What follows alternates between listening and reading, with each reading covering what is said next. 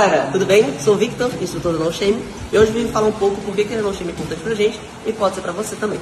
Hoje em dia a gente é especialista em iniciantes. Como assim? A gente acredita que o jiu-jitsu é para todos, portanto você não precisa estar preparado para começar jiu-jitsu.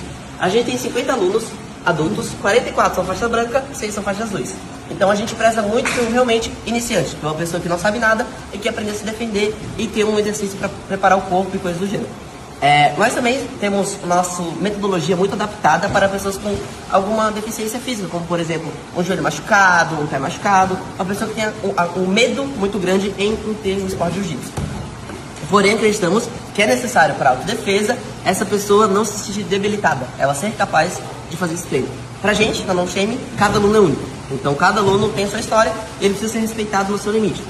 Enfim, pessoal, é isso. Lembrando que a gente aceita plano Well Hub e plano mensal. E esperamos você para realizar sua aula experimental aqui na equipe No Shame.